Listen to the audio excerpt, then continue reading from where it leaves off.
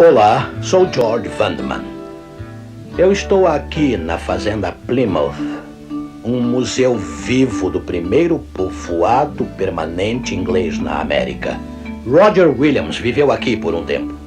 Isso aconteceu no meio do forte frio de janeiro de 1636. Como um pregador exilado e fugitivo, embrenhou-se na floresta em Massachusetts. Durante 14 semanas ele vagou pela neve, mal conseguindo sobreviver. De dia ele procurava os alimentos que os pássaros deixavam de comer. De noite ele tiritava de frio abrigado num tronco oco. Bem, finalmente ele encontrou refúgio com os índios. Comprando terra deles, Roger Williams fundou a colônia de Providence, onde agora fica Rhode Island. Ali tornou-se a capital da liberdade no Novo Mundo e o local da primeira Igreja Batista da América.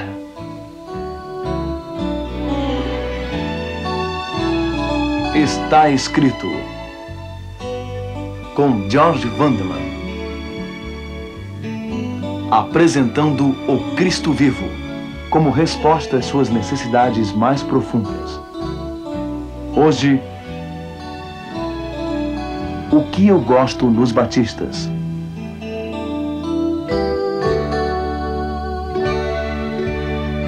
A nova colônia de Roger Williams não teria sido necessária. Afinal, foi em nome da liberdade que os puritanos tinham vindo para Massachusetts. Eles cruzaram o Atlântico fugindo da perseguição da igreja oficial da Inglaterra, apenas para criar uma igreja oficial deles próprios. Exigia-se que todos os cidadãos sustentassem o clero. Magistrados abriram guerra contra a heresia. A liberdade de consciência era sufocada por essa mistura de religião e governo que lembrava o velho mundo.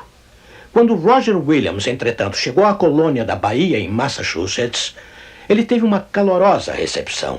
As autoridades até o convidaram para liderar a única igreja em Boston, mas Williams declinou. Ele não podia suportar a supressão da consciência pelo governo.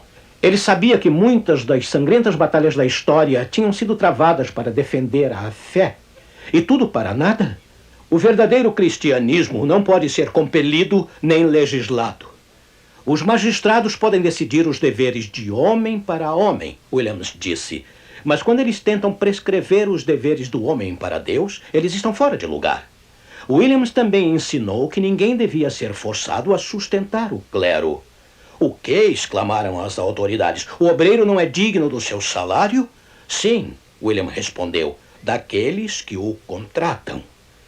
Bem, os líderes puritanos não podiam tolerar aquelas novas e perigosas opiniões. Assim, num julgamento formal, eles condenaram Williams e ordenaram que fosse exilado.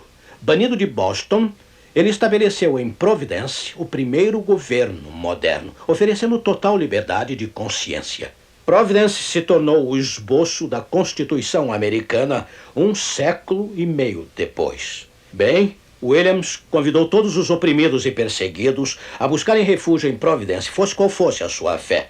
Mesmo que não tivessem qualquer fé, eles eram bem-vindos. E no seio de tal conjunto de liberdade, a Igreja Batista encontrou raízes na América.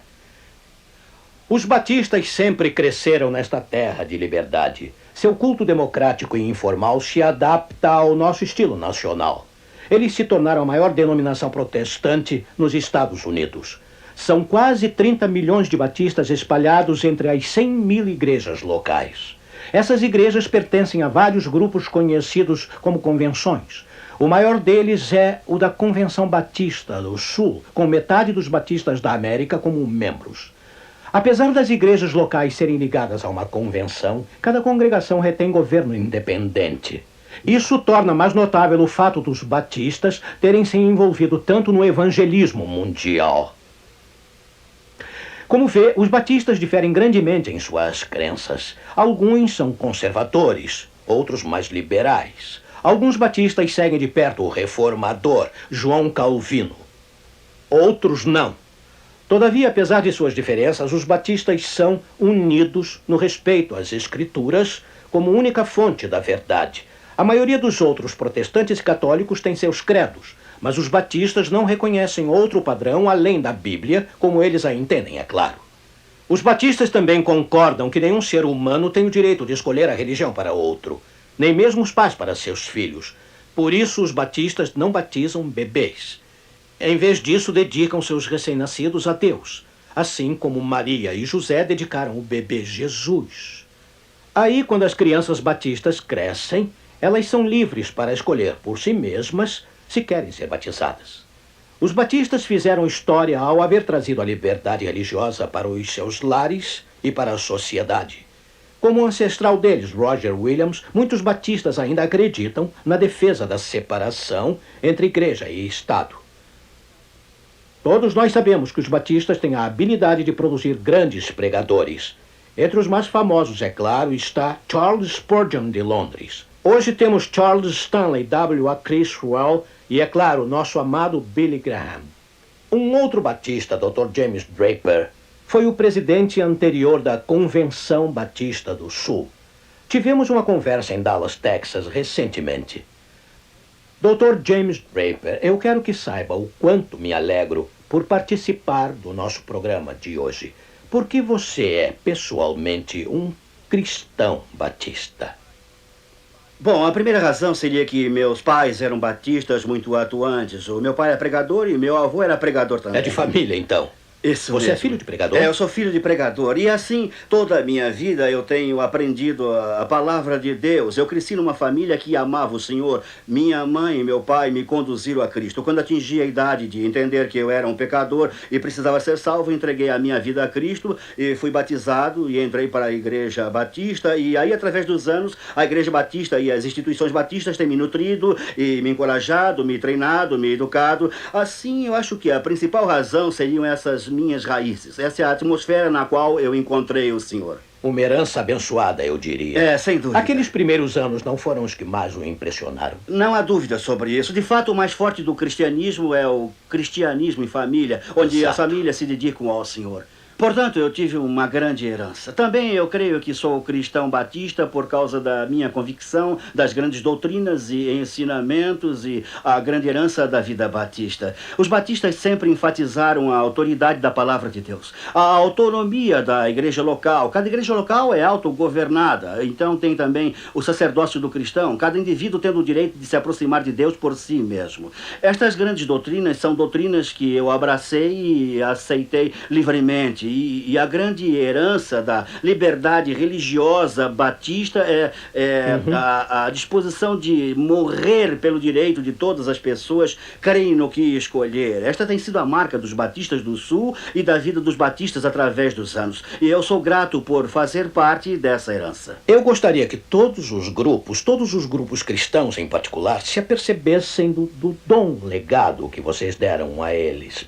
Bem, é verdade. E a disposição de morrer pelo direito de crença que outras pessoas têm. Esta é a finalidade deste programa. Estamos tentando mostrar como Deus usou estes reformadores para resgatar para nós hoje a verdade negligenciada. E todos se beneficiam. É verdade. Mas agora o custo. Fale-me um pouco sobre o custo. Bom, muitos dos nossos ancestrais batistas morreram em nossa fé para poderem adquirir a liberdade religiosa. E eu creio que o fato de, na América, o cristianismo custar tão pouco, nós não corremos riscos. Nós não temos que pagar nada, parece, e não existe custo em nossa fé. Isso tem diluído a força do cristianismo até certo grau. Mas nossa herança é de forte sacrifício e compromisso. Você concorda, então, quando eu digo que, se não tivermos algo por que morrer, provavelmente não temos nada porque vale a pena viver? Tem razão. Obrigado, graças a Deus. Sim, existem muitas coisas que eu gosto a respeito dos amigos batistas. Eu aprecio a ênfase deles no evangelho. Para os batistas, a religião não é uma teoria, mas uma pessoa. Os batistas pregam a Cristo e ele crucificado. Eu também gosto do estilo de culto dos batistas. Poucas coisas são tão inspiradoras quanto o culto cantado dos batistas. E há uma outra razão porque aprecio tanto os batistas. Eles foram chamados por Deus para resgatar duas verdades negligenciadas. A verdade sobre o batismo do Novo Testamento e o princípio da liberdade religiosa. Vocês já pensaram que sem os batistas a América provavelmente não existiria como uma nação livre? George Bancroft, o conhecido historiador, observou. Ele disse: Liberdade de consciência, liberdade ilimitada de pensamento, foi, desde o início, o troféu dos batistas. Sim, a nossa democracia foi fundada na tradição batista de liberdade religiosa. Mesmo antes dos dias de Roger Williams, os batistas sofreram muito para sua liberdade. Eles nasceram de uma luta complexa e fascinante entre os protestantes. Uma luta pela liberdade de consciência. Tudo começou com o movimento anabatista do século XVI na Europa. Enquanto Lutero seguia avante na Alemanha, Ulrich Zwingli lançou a reforma na Suíça. Zwingli ouviu pela primeira vez o Evangelho quando se preparava para o sacerdócio. E quando chamado para esta linda catedral aqui em Zurique, em 1519, ela era chamada de Igreja do Povo então, ele decidiu pregar as boas novas. Assim, pondo completamente de lado o sermão que estava programado, ele abriu o Novo Testamento para o seu povo. Mas logo Zwingli encontrou grande oposição. O conselho da cidade, influenciado por certos líderes da igreja, se opôs à mensagem da salvação somente pela fé. Mesmo assim, ele continuou pregando a verdade que o havia libertado. Mas em 1523, o próprio Zwingli começou a recuar. Durante um debate público, ele mostrou disposição em se acomodar. Zwingli imaginou que, se baixasse o tom de suas reformas, ele talvez conseguisse atuar dentro do sistema. Ele não queria alienar os líderes cívicos. Assim, ele modificou sua mensagem, buscando apenas uma reforma gradual das tradições da igreja. Mas alguns dos jovens alunos de Zwingli ficaram aborrecidos com essa linha. Um deles, Conrad Grebel, protestou que a verdade bíblica exige sempre ação imediata, com ou sem o apoio do governo. E é claro, ele estava certo. Grebel ficou desiludido com a disposição do seu professor de acomodar os políticos. Ele até acusou Zwingli de permitir que o conselho da cidade exercesse a autoridade que pertence só à Bíblia. Bem, Zwingli rejeitou totalmente a crítica de Grebel.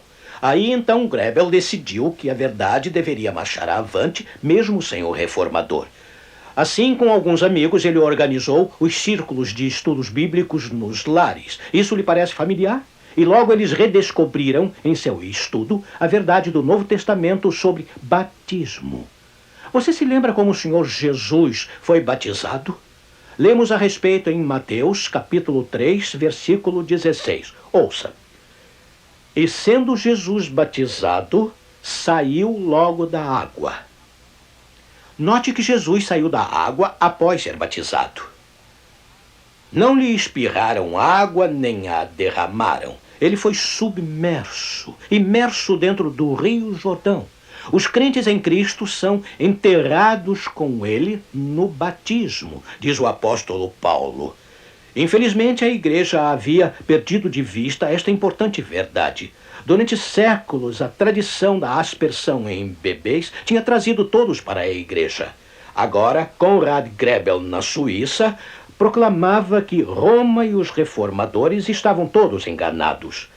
Bem, como você pode imaginar, o Conselho de Zurique não gostou do que ele fez. Assim, em 21 de janeiro de 1525, eles aprovaram uma lei proibindo reuniões nos lares para estudos bíblicos. Apesar do decreto, Grebel e seus amigos continuaram estudando juntos. Eles decidiram rejeitar não apenas as tradições de Roma, mas também as concessões de Zwingli. E para selar o seu compromisso com Cristo, Grebel e seus amigos batizaram uns aos outros uma segunda vez. Eles formaram uma nova comunidade cristã conhecida como os Anabatistas, que quer dizer aqueles batizados duas vezes. Ora, como Martinho Lutero reagiu aos Anabatistas? Bem, em princípio, o reformador alemão defendeu liberdade total de consciência. Mas, infelizmente, ele mudou seu ponto de vista. O que o fez mudar de opinião? Bem, foi um processo gradual. Durante a Guerra dos Camponeses, muitos protestantes foram mortos por príncipes católicos. Milhares pereceram no campo de batalha. Lutero viu o valor de se ter o governo do seu lado, em vez de contra ele. Depois que seus ensinamentos passaram a controlar o norte da Alemanha, Lutero dependia mais e mais dos príncipes protestantes para proteger a reforma de Roma. Assim, foi formado um relacionamento luterano-igreja-estado. Como Zwingli, Lutero aprovou uma favorável união da igreja com o Estado. Para eles, pareceu ser uma questão de sobrevivência da reforma, mas eles não conseguiram prever os problemas que sempre ocorrem em se misturar religião com política. Temos uma situação semelhante na América hoje. Lutando para salvar a nossa nação, muitos cristãos sinceros estão fazendo pressão para legislarem a moralidade. Sua própria interpretação da moralidade, é claro. Mas aqueles que têm aprendido com o passado recusam favores religiosos do governo. Eles sabem que os problemas espirituais não podem ser resolvidos com ação política. Notem o que aconteceu no século XVI. Os reformadores tinham sido expulsos por Roma, e agora eles expulsavam os anabatistas. Acredite ou não, eles chegaram a perseguir seus companheiros de crença. Este é um dos capítulos mais tristes, mais desconcertantes da história da igreja. Primeiro, Zwingli instou seus amigos políticos a esmagarem os não conformistas. Os anabatistas aqui em Zurique foram declarados sob a pena de morte. Mais tarde, na Alemanha, o colega de Lutero, Melanchthon, argumentou que os anabatistas deveriam ser executados. Até a sua pacífica expressão de fé tem subvertido a ordem religiosa e civil, acusou Melanchthon. Ele predisse que a oposição deles ao batismo de bebês iria produzir uma sociedade pagã. Por isso, eles deviam ser exterminados para salvar a nação. Pode imaginar isso? Tal barbaridade é difícil de ser aceita hoje por nós. Sem dúvida, os líderes protestantes erraram, às vezes seriamente. Dado a fraqueza da natureza humana, não devíamos achar isso tudo surpreendente, porque todo despertamento espiritual tem sido manchado por alguns zelotas desorientados. Vemos mesmo nas Escrituras que alguns servos fiéis de Deus cometeram muitas vezes graves erros. Isso também foi verdade durante a Reforma. Os anabatistas foram arrancados de seus lares, jogados na prisão e cruelmente mortos. Mas seu sangue foi como a semente. E os anabatistas que escaparam da espada espalharam a sua fé por toda a Europa. Alguns foram para a Noruega, outros para a Itália, Polônia, Holanda e Inglaterra. A Holanda se tornou um paraíso especial para os anabatistas, assim como para outros refugiados religiosos. Um grupo de cristãos ingleses fugiu para lá de seus colegas protestantes da Igreja da Inglaterra. Os dois grupos, anabatistas e separatistas ingleses, desfrutaram de uma bela comunhão. Um pastor inglês, John Smythe, foi totalmente convencido pelos ensinamentos anabatistas e foi rebatizado. Os batistas modernos consideram Smythe um pioneiro da sua fé. Aí, em 1609, o grupo de Smythe voltou para a Inglaterra e organizou a primeira igreja batista lá. Em poucos anos, os batistas da Inglaterra vieram para a América com a sua herança de democracia e liberdade. Roger Williams foi apenas um dos muitos batistas que lideraram as colônias em direção da liberdade de consciência.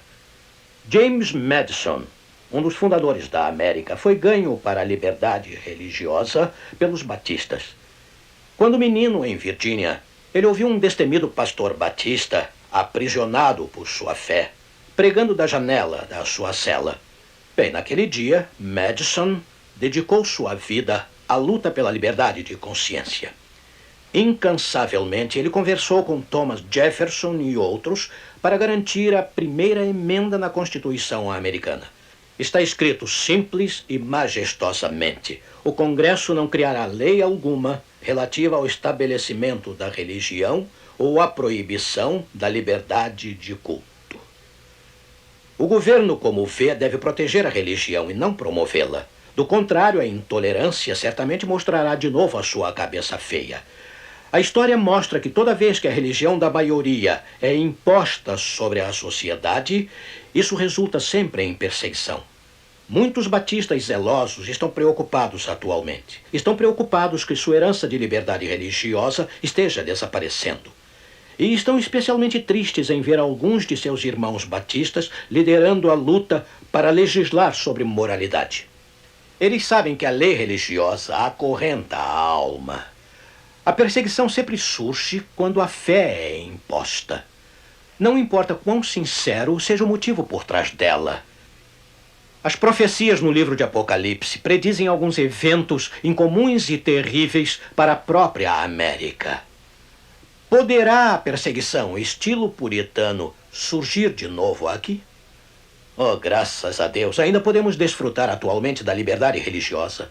Como eu agradeço aos nossos ancestrais batistas por trazerem para a América sua herança de liberdade. E agora vamos ao encerramento. Quer voltar comigo para o século XVII na Holanda? Um grupo de peregrinos tinha decidido iniciar uma colônia na América. Estavam prontos para entrar nos navios Speedwell, vindo da Inglaterra, e o Mayflower. Era um momento de muita emoção, mas também de muita tristeza. Eles estavam deixando para trás entes queridos para cruzarem o desconhecido Atlântico.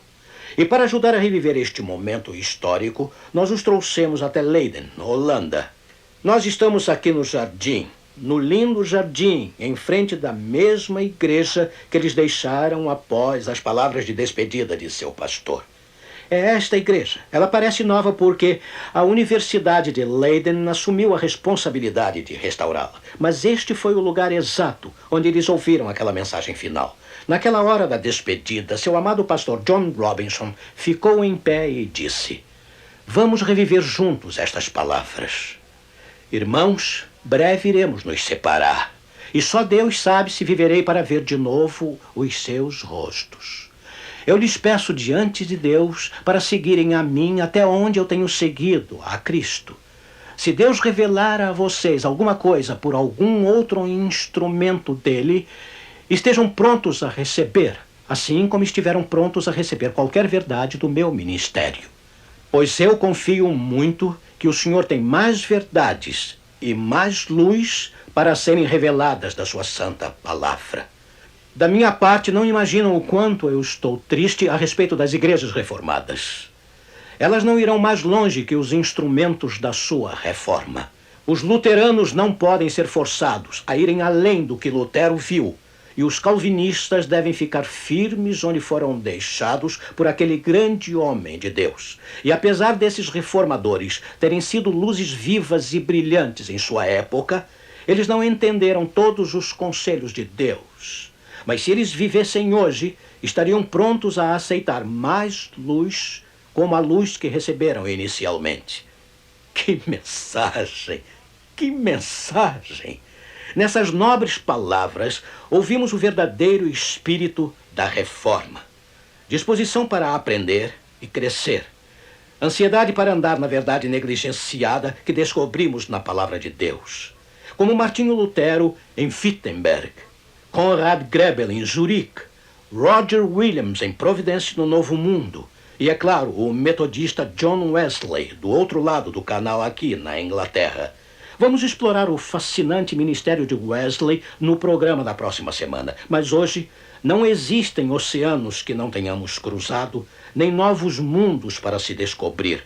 Mas novas vistas das oportunidades espirituais podem estar nos aguardando logo ali na esquina. Suponha que Deus lhe ofereça nova verdade da sua palavra. Você está disposto a tomar a mão dele e caminhar naquela luz? Uma maravilhosa experiência aguarda você se estiver disposto. Vamos orar. Querido Pai, deste interessante local que se tornou sagrado pelos corajosos homens e mulheres que só se satisfizeram quando seguiram a Ti e a sua própria consciência, confessamos a Jesus Cristo apenas como nosso guia e ajudador. Mantém-nos fiéis a Ele quando nos comprometemos de novo neste momento especial de decisão. Pedimos isso em nome do nosso Salvador. Amém.